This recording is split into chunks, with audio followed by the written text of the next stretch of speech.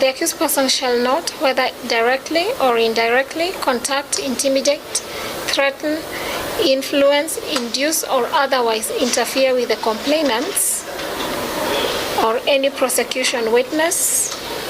This prohibition extends to communication through agents, intermediaries, electronic means, or any other person acting on their behalf.